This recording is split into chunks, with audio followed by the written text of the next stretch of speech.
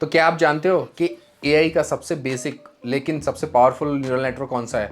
तो आज हम बात करेंगे फीड फॉरवर्ड न्यूरल नेटवर्क के बारे में, जो कि डीप लर्निंग के फाउंडेशन रखता है, लेकिन ये वो स्ट्रक्चर है जिसके बिना मशीन लर्निंग और एआई इम्पॉसिबल है। तो फीड फॉरवर्ड न्यूरल नेटवर्क क्या है? फीड फॉरवर्ड न्यूरल नेटवर्क एक सिंपल लेकिन एक इफेक्टिव आर्किटेक्चर है जिससे डेटा सिर्फ एक डायरेक्शन में आगे बढ़ता है और इनपुट से आउटपुट तक पहुंचता है। इसका मतलब है कि कोई फीडबैक लूप नहीं होता, यानी एक बार जो डेटा प्रोसेस हो गया वो वापस नहीं आएगा।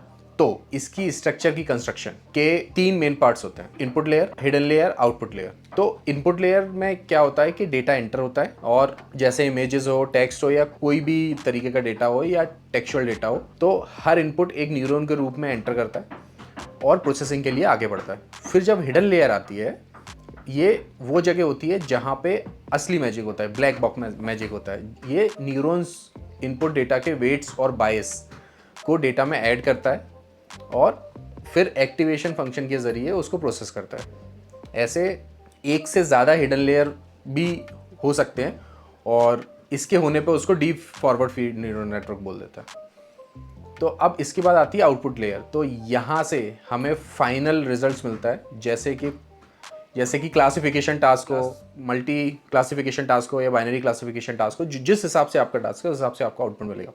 तो अगर बाइनरी क्लासिफिकेशन है तो एक न्यूरॉन, और अगर मल्टी क्लासिफिकेशन है तो कई न्यूरॉन आपके आउटपुट लेयर में ऐड कर दी जाएगी।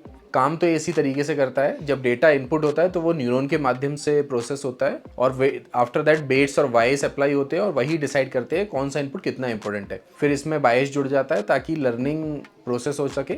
इसके बाद डेटा एक एक्टिवेशन फंक्शन से गुजरता है जो कि ये डिसाइड करता है कि आउटपुट को आगे भेजना है या नहीं भेजना। फाइनल स्टेज में आउटपुट लेयर में फाइनल डिसीजन लेता है, और ये डॉग है, कैट है, यस है, नो है, क्या है, वो फाइनल आउटपुट लेयर में डिसीजन होता है। तो अगर हम बात करें फीड न्यूरल नेटवर्क की ट्रेनिंग के बारे में, तो ट्रेन करना बहुत ईजी है। तो इसमें बैक प्रोपोगेशन और ग्रेडियंट डिसेंट जैसी एल्गोरिदम का यूज़ किया जाता है। तो अब ये तो हो गया फीड न्यूरल नेटवर्क। तो अब आपको इसके कोड के बारे में समझना है, तो कमेंट करके बताओ कि इसको कोड में कैसे इंप्लीमेंट करते हैं, मैं करके दिखाऊंगा।